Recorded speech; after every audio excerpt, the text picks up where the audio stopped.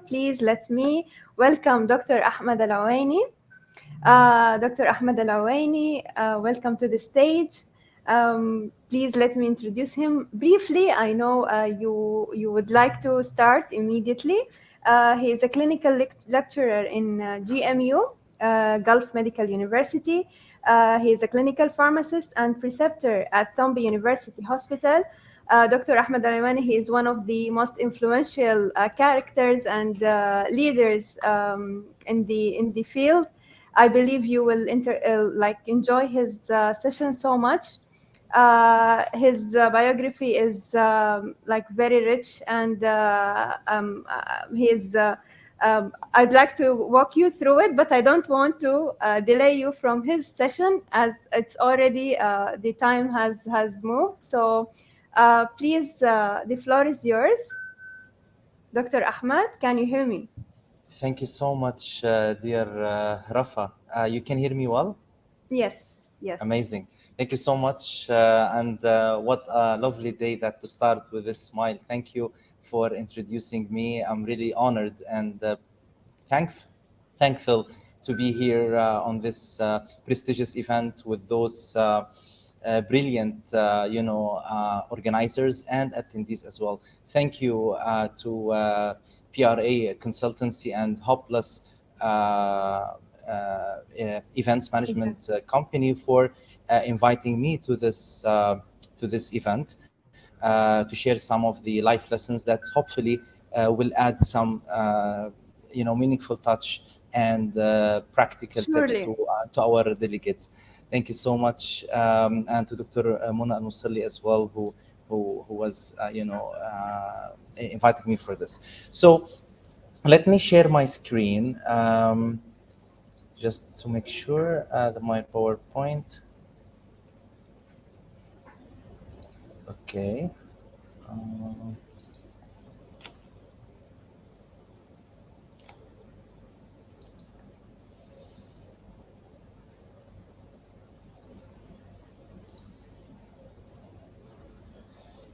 So can you see my PowerPoint?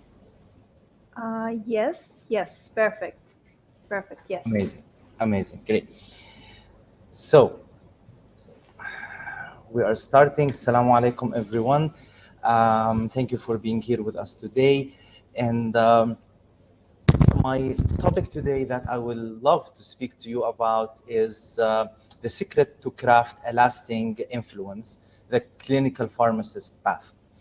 And my objectives to share with you today is that we will be able to reveal valuable secrets to craft a lasting positive impact and discuss the professional development paths for the non-traditional clinical pharmacist and recognize some of the necessary traits that every distinguished clinical pharmacist and influential healthcare provider has throughout this world. So first, I would like for you to reflect, even if you can write it, you can think of it. What does influential mean to you?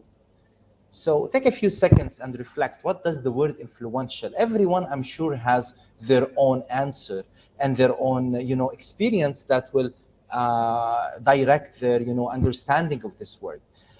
Influential, in my understanding, is someone who leaves everything he or she touch better than they find it. That's it. So you influence everything in a positive way, even with a very small, impact. That's what influential means. You are moving from one person to the other, from one place to the other, from one institution to the other, with good influence and good impact you're leaving after you leave. Now, what does millennial means to you? Because as you know, and as we understood, that this conference is mainly designed for those who are senior students, maybe junior in their career, and junior practitioners, and those who are looking forward to build something meaningful in their life that everyone will remember them later on. So, we have different generations, and every generation depending on when they were born. So we have, for example, those the silent, the boomers, the generation X, But what we are concerned with is those who are born 1981 and more, which I believe those are the majority of our delegates today. Those are the change makers. Those are who have flexible mindset in order to achieve big things and transform our world. Okay, so millennials and Generation Z. So we want by the end of this session to have strong tools and practical tools that will help you become that influential and strong change maker. So I will share with you some of the lessons that I learned during this journey that started and still is going on. And I'm still learning every day.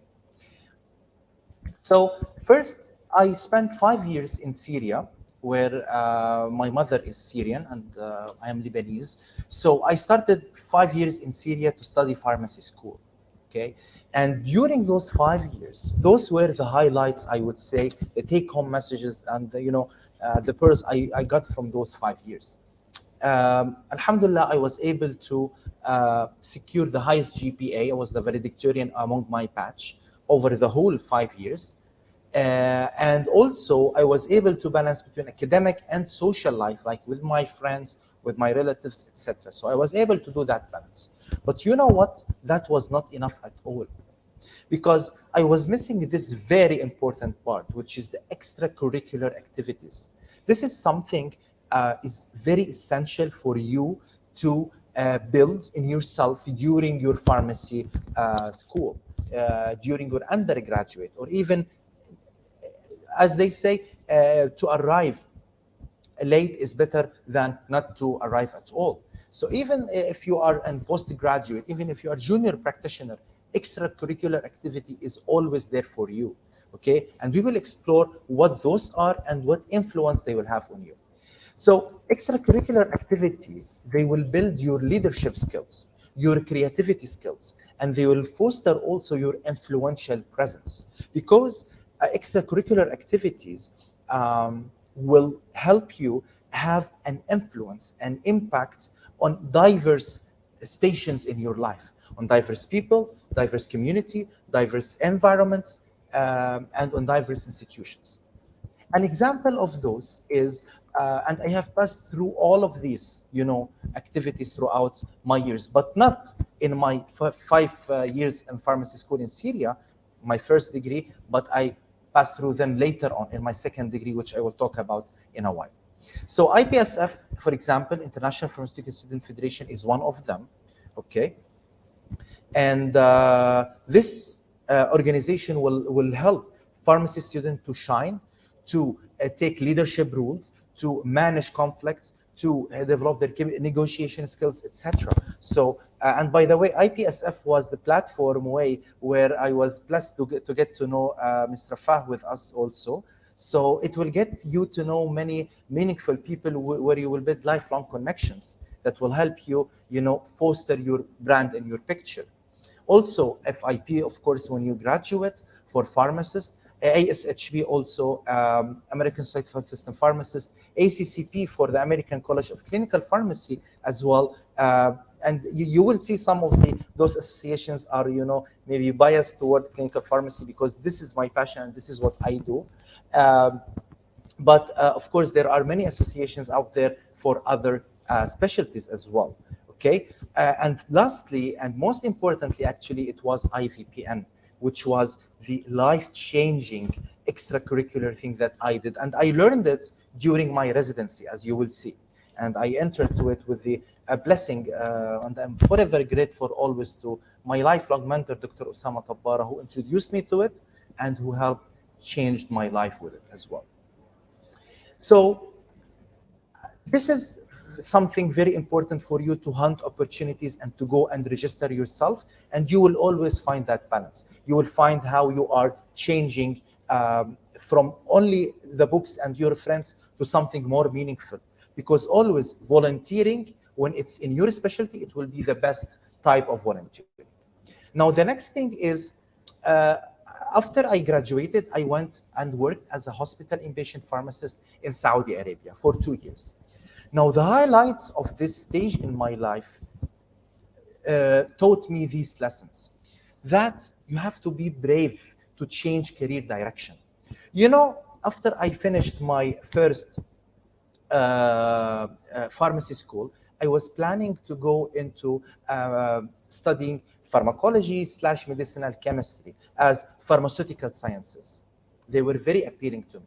But when I moved to Saudi Arabia to work as a hospital pharmacist, okay, I found my passion more into the hospital, more into the clinical, more into direct patient care, more into rounding with teams, okay, and educating patients and being preceptor for my students as well. Okay, so affecting patients' lives directly and affecting students' lives directly and patients' life indirectly, because when you build strong students, strong future generation, you are affecting eventually patients' life on the long run. So I found this path is my interest, and I was not reluctant for 1 second to change everything that I was building during my 5 years. So I changed to clinical pharmacy, and then I saw that clinical pharmacy, take it as a rule in your life. Always, when you want to go for a specialty, even if you are now working as a pharmacist, if you want to go for a new specialty, go to the best place that offer you and that offer this specialty. Always remember this, okay? Always look for the best resources and work for that. So I went for US system, and that's why I went to the only ACPE, the only US accredited pharmacy school in the world outside the US, which is Lebanese American University. And I went there and I studied there, and you will see what lessons I have learned as well during this period.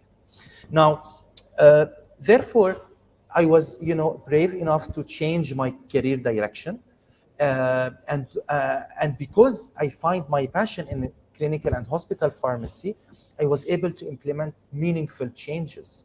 Okay, when your work becomes your passion and you enjoy waking up in the morning and going there and do something you love, you will implement meaningful changes that will bring you the best employee title, that will bring you a glowing reputation there even after you leave. So I was awarded also the best employee there because my passion, my work, and the quality delivery outcomes I was giving as well. So my life message here for you is that in order to craft a bright career path, you have to follow your passion, not follow what they will tell you or what's trending in the market. That's important, but also you have to have a passion for this. Because if you just went for what will bring you more money and you don't have passion for it, you will be working like a robot in your life. Remember this. You will not enjoy, you will regret it when you grow old. So passion with a clear life mission and plan, every relevant opportunity will come and chase you, and you will find a lot of rewards. Now, in order to be also a disruptor in your workplace, someone who will make positive turbulence, someone, when they say, for example, Ahmad came, then positive change is expected in this workplace. In order to be that, you have to have, and this actually strategy helped me a lot in, purifying my path, my career path, and making it more focused even, and more confident about it, which was the 30 minutes self-awareness. Every day before I sleep, on my bed, I have this little notebook. Until now I have it. I have 30 minutes. I write what I have learned during this day, what positive things I did so that I continue, and what are areas of improvement I want to do it over the next, for example, 3 months, 4 months, etc. So this self-awareness is very important. It will keep you on shape, will keep you on your track as well. Now, the 6 years of pharmacy school in Lebanon that I told you about, that I did another pharmacy degree in Lebanon, okay, in Lebanese American University, which was something that whenever I tell my story to some people, they will be, amazed. They will have this strange feeling, and that's something that is understandable. But I told them, I have a passion, I have a will, and I will create my way toward that one. And this is also something you should also follow. What I learned during the 6 years pharmacy school, something new. beyond the extracurricular activity that I did during this, and it was the top, and the peak years for me where I was involved in multiple activities, while I was also, maintaining my GPA, alhamdulillah, always as the highest GPA as well. So you never make enemies.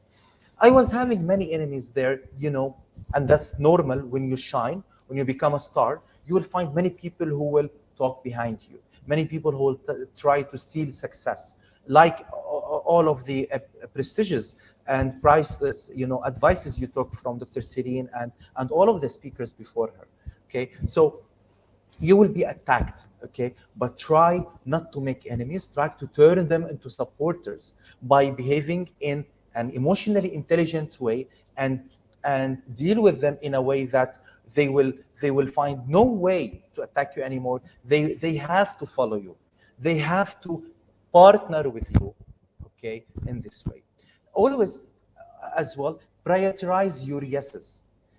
So because you are involved into so many projects, so many things, and people will start asking for services, it's always good to serve people, but prioritize with whom to say yes now, with whom you can delegate, with whom you can say no because someone else can help, etc. So serve, but with priorities. And this is what will make you always efficient and successful. And read. As you see, I put it in 3 different times.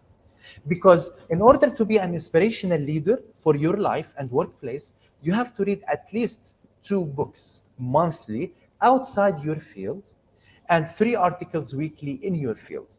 Okay? So it has to be 50% of what you read. 50% in your field and 50% outside your field.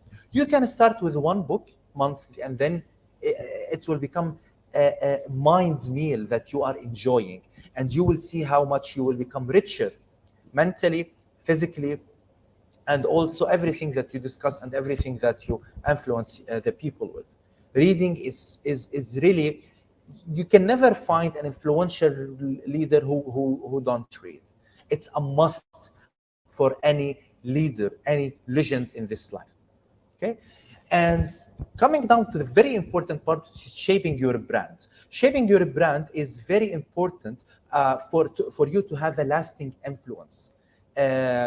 Shaping your brand is by making yourself visible and connected, and they will connect your name, okay, to a specific character, to a specific influence, a specific impact, a specific field and domain. How do you do that? Briefly, there are multiple networks. The professional one is LinkedIn. Also, we have Twitter, Facebook, Instagram, more of social. So you can post on those and try to start with 3 times weekly, and to have alteration. Alteration is very important. Many people come and ask me, Ahmad, so what do I post? I'm afraid that what I post is something silly, is something not up to the standards in LinkedIn. No, nothing is silly. Just start posting, anything about any achievement, any course you did, any conference you attended, any reflections.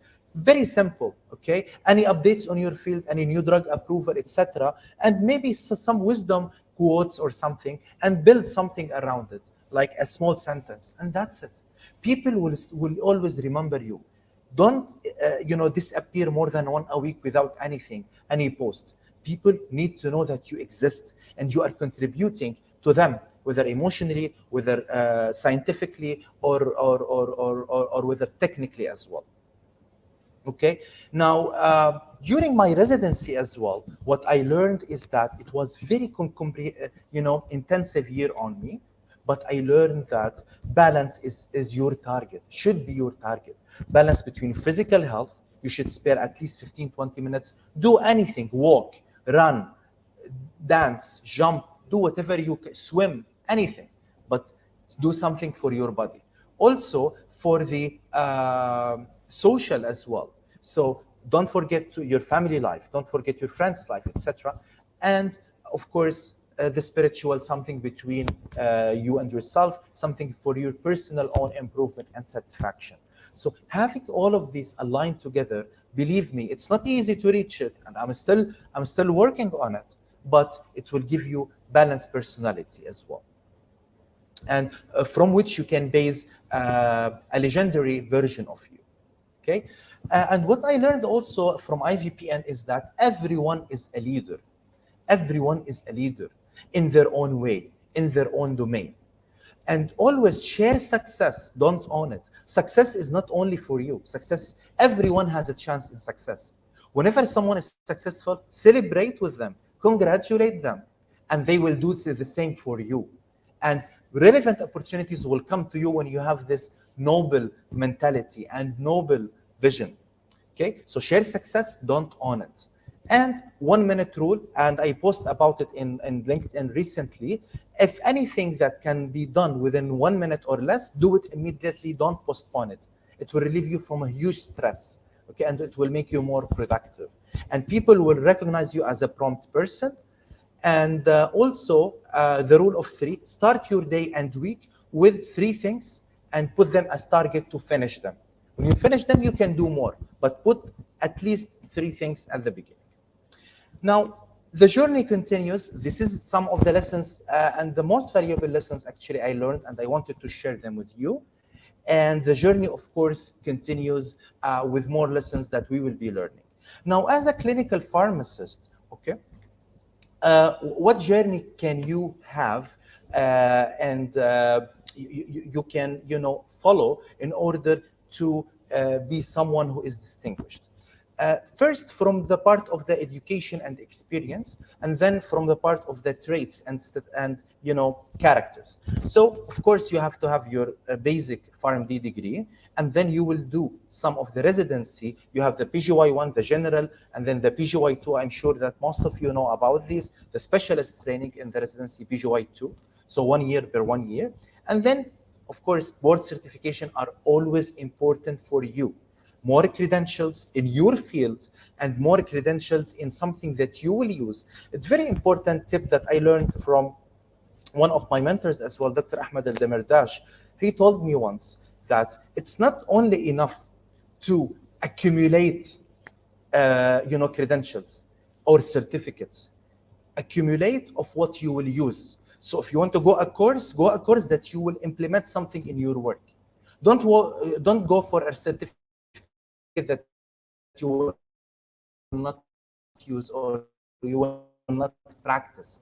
Okay, this is something very important. And fellowship is also based on research more than clinical, so you can also do that. That will, of course, eventually, after you accumulate all of these, you can work in the academia. You can work as a director of pharmacotherapy services in the